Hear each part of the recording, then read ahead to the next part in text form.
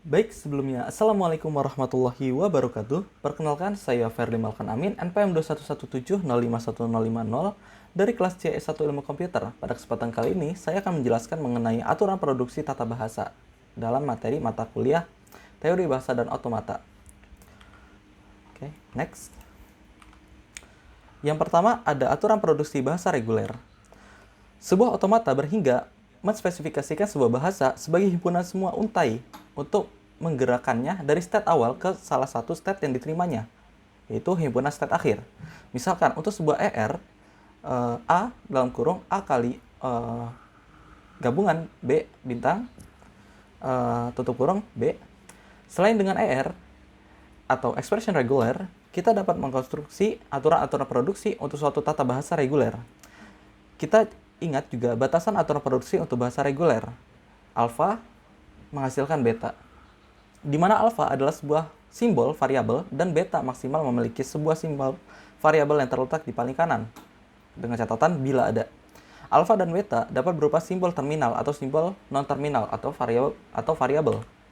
Simbol variabel atau non-terminal adalah simbol yang masih bisa diturunkan, sedangkan simbol terminal sudah tidak bisa diturunkan lagi. Simbol terminal biasanya dinyatakan dengan huruf kecil, misalnya A, B, C.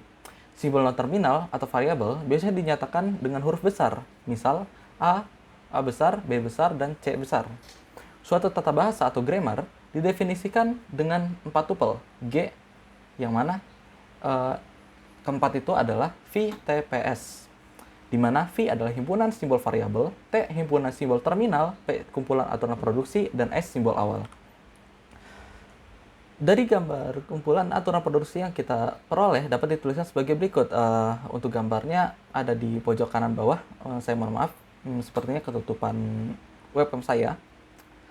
Sebagai berikut, S menghasilkan AE, E menghasilkan A atau B, A menghasilkan A atau B, B menghasilkan B atau B.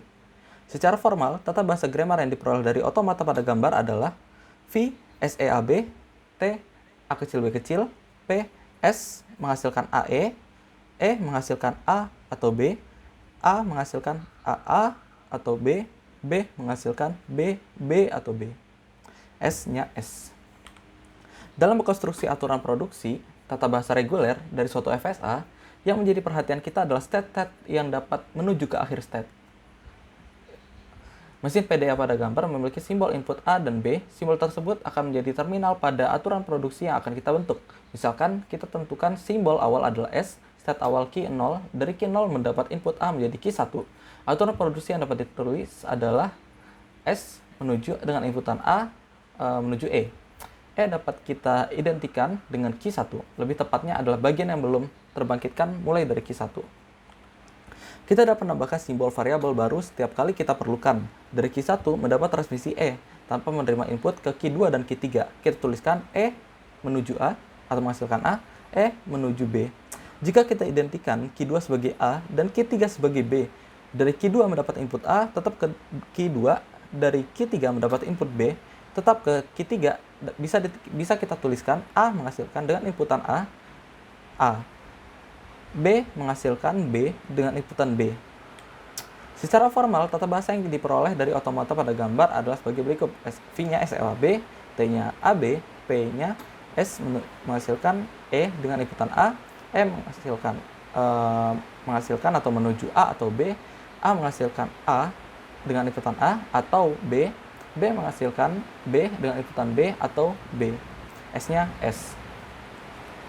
Baik, mungkin sekian saja yang dapat saya sampaikan pada kesempatan kali ini.